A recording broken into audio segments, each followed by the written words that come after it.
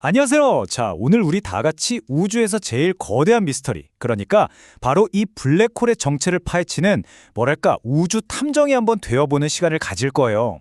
이게 뭐 복잡한 물리학 수업 이런 거 아니고요. 진짜 한편의 흥미진진한 추리극처럼 따라오실 수 있을 테니까요. 기대 많이 해주세요. 자, 한번 상상해 보세요. 만약에 말이죠, 우주 어딘가에 중력이 너무너무 강력해서 심지어 빛조차도 빠져나올 수 없는 그런 곳이 있다면 어떨까요? 바로 이 기묘하고도 엄청난 질문이 오늘 우리 이야기의 출발점입니다. 네, 맞습니다. 그곳이 바로 블랙홀이죠. 중력이 진짜 상상 이상으로 강해서 그 어떤 것도, 심지어 우주에서 가장 빠르다는 빛조차도 절대로 탈출할 수 없는 공간, 그리고 그 경계선, 여기에는 사건의 지평선이라는 보이지 않는 선이 그어져 있어요. 일단 이 선을 넘었다? 그럼 다시는 돌아올 수 없는 거예요. 말 그대로 돌아올 수 없는 강을 건너는 거죠. 아니, 이게 대체 얼마나 극단적인 개념인지 감이 잘 안 오시죠? 그럼 이렇게 한번 생각해 볼까요? 만약에 우리가 이 지구 전체를요, 아주 작은 체리 하나의 크기로 꽉 눌러서 압축할 수 있다고 쳐요. 바로 그게 블랙홀이 되는 거예요. 정말 상상도 할 수 없는 밀도. 그게 바로 블랙홀의 핵심입니다. 그러니까요, 블랙홀이라는 게 그냥 뭐 무거운 천체가 아니에요. 시간과 공간, 이 우주의 기본틀 자체를 막 뒤틀어 버리니까 괜히 우주에서 가장 이상한 존재라고 불리는 게 아니겠죠? 근데 이렇게 이상하고 기묘한 존재를 대체 누가 어떻게 처음 상상이나 했을까요? 자, 이제 이야기의 다음 장으로 넘어가서 이 보이지 않는 별을 추적했던 최초의 우주 탐정들을 한번 만나보시죠. 자, 이 탐정들의 기나긴 여정을 한번 따라가 볼까요? 시작은 무려 1784년이에요. 이때 어두운 별이라는 아이디어가 처음 나왔고요. 하지만 진짜 게임 체인저는 1915년 아인슈타인의 일반 상대성 이론이었죠. 근데 여기서 진짜 정말 영화 같은 이야기가 나와요. 불과 1년 뒤에 카를 슈바르츠실트라는 사람이 제1차 세계대전 그 치열한 러시아 전선에서 포탄이 날아다니는 와중에 아인슈타인의 방정식을 풀어낸 거예요. 그러면서 블랙홀의 존재를 수학적으로 예측해낸 거죠.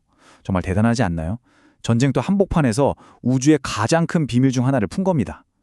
그리고 시간이 흘러서 마침내 1967년에 존 휠러라는 물리학자 덕분에 우리에게 익숙한 블랙홀이라는 이름이 딱 붙게 된 거고요. 자, 이렇게 이론은 세워졌어요. 그럼 과학자들은 이제 다음 단계로 넘어가야겠죠? 그럼 블랙홀이 다 똑같을까? 종류가 있지 않을까? 이런 궁금증이 생긴 거죠. 네, 그래서 지금부터 저랑 같이 일종의 블랙홀 동물원 투어를 한번 떠나보시죠. 크게 보면 블랙홀은 한 세 종류 정도로 나눌 수 있어요. 첫째는 아주 거대한 별이 수명을 다하고 붕괴해서 생기는 항성질량 블랙홀, 그리고 둘째는 우리 은하 같은 진짜 큰 은하들 중심에 똑하니 버티고 있는 초대질량 블랙홀, 마지막으로 그 중간 어딘가에 있는 아직도 좀 미스테리한 중간질량 블랙홀이 있어요. 이름만 들어도 아시겠지만 이 셋은 질량이나 크기 차이가 상상을 초월합니다. 자, 이 숫자 한번 보세요. 430만. 이게 뭘까요? 이게 바로 우리 은하 중심에 있는 초대질량 블랙홀, 이름하여 궁수자리 A별의 질량입니다. 근데 그냥 430만 킬로그램 이런 게 아니고요. 태양 질량의 430만 배라는 뜻이에요.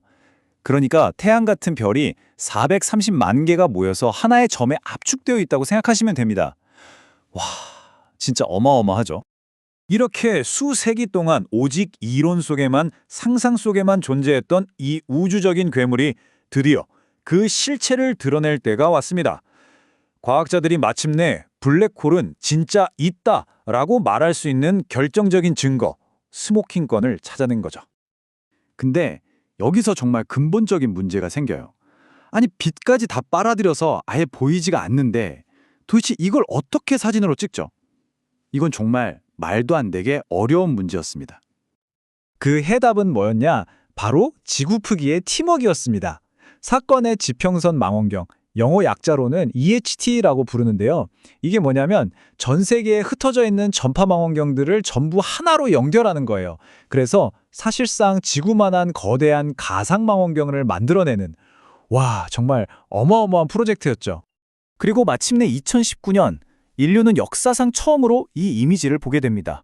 물론 이건 블랙홀 자체는 아니에요. 볼 수가 없으니까요. 대신 그 주변을 맴도는 뜨거운 가스 원반에 비친 블랙홀의 그림자, 바로 그 실루엣을 포착한 거죠. 아인슈타인이 100년도 더 전에 예측했던 바로 그 모습이 우리 눈앞에 딱 나타난 순간이었습니다. 자, 좋아요. 이제 우리는 블랙홀의 그림자를 보는데 성공했습니다. 그럼 혹시 그 소리를 들을 수도 있을까요? 만약에 두 블랙홀이 우주 공간에서 꽝 하고 충돌하면 대체 어떤 소리가 날까요? 놀랍게도 2015년에 우리는 그 답을 얻었어요. 라이고라는 관측소에서 역사상 처음으로 중력파라는 걸 감지해냈거든요. 이게 우리가 아는 그런 소리랑은 달라요. 공기가 떨려서 나는 소리가 아니라 두 블랙홀이 격렬하게 합쳐지면서 시공간, 즉 우주라는 공간 자체가 물결처럼 출렁이는 그런 우주의 파동인 거죠. 비유하자면 우주적인 대충돌이 만들어낸 울림을 우리가 들은 셈입니다. 자, 그러니까 정리를 해보면 우리는 두 개의 아주 결정적인 증거를 손에 넣은 거예요. 하나는 EHT로 블랙홀의 그림자를 직접 본 것, 또 하나는 라이고로 블랙홀이 충돌할 때 생기는 시공간의 떨림을 들은 것. 이렇게 보고 듣고 서로 다른 방식으로 블랙홀이 진짜 존재한다는 걸, 그리고 아인슈타인의 예측이 정확했다는 걸 확인하게 된 거죠. 정말 대단한 발견들이었어요. 자, 이렇게 확실한 증거들까지 다 찾았으니 이제 탐정 이야기는 끝난 걸까요? 아니요, 그렇지 않습니다. 이제부터 우리는 훨씬 더 깊고 훨씬 더 거대한 미스터리와 마주하게 됩니다. 바로 정보 역설이라는 문제예요. 이게 뭐냐면 정말 근본적인 질문인데 어떤 물체가 블랙홀 안으로 쑥 빨려 들어갔다고 쳐요. 그럼 그 물체가 원래 가지고 있던 모든 정보, 예를 들면 이게 뭘로 만들어졌는지, 색깔은 뭐였는지, 모양은 어땠는지, 이런 정보들은 다 어떻게 되는 걸까요? 그냥 우주에서 영원히 흔적도 없이 사라져버리는 걸까요? 이게 왜 그렇게 심각하고 중요한 문제냐면요. 현대 물리학의 한 축인 양자역학에서는 정보는 절대로 무슨 일이 있어도 사라지지 않는다는 게 거의 황금률이거든요. 근데 블랙홀은 이 정보를 그냥 없애버리는 것처럼 보이니까 결국 우주를 설명하는 가장 위대한 두 기둥, 아인슈타인의 일반상대성 이론과 양자역학이 이 블랙홀 앞에서 정면으로 꽝 하고 부딪히는 거예요. 이 엄청난 모순을 해결하는 게 바로 지금 물리학계의 가장 큰 숙제 중 하나입니다. 결국 보세요. 우리는 그냥 보이지 않는 별을 찾는 걸로 시작했는데 이제는 현실 세계의 가장 근본적인 법칙에 대한 질문까지 오게 됐습니다. 그래서 마지막으로 이런 질문을 던져보고 싶어요.